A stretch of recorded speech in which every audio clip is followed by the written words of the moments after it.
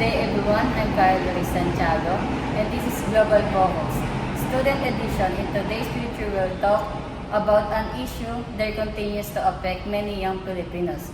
Youth unemployment despite finishing school and earning their degrees. Thousands of young graduates still find it hard to land decent and stable jobs.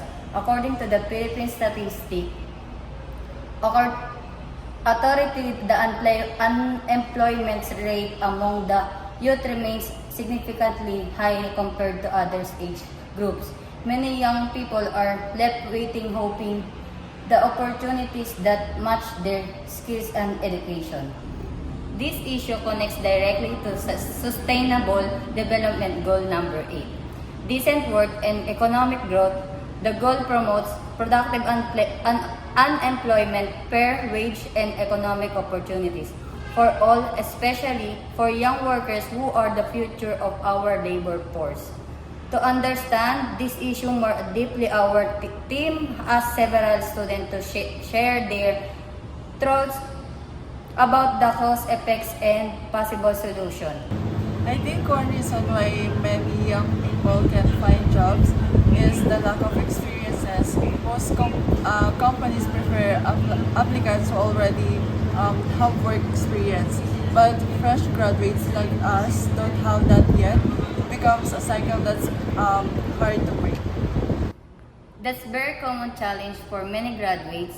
Employers often look for experienced workers, but fresh graduates can get experience unless someone gives them that first opportunity. It becomes a frustrating cycle that keeps many young people unemployed or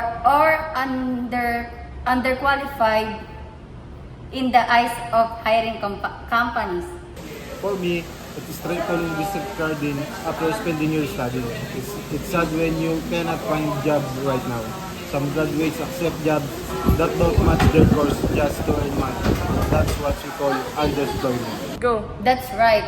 Underemployment is another big concern. Many young Filipinos end up working in jobs that don't fully use their skills or education. This not only affects their motivation and career growth, but also slows down the country's economic development because talent and potential are being wasted.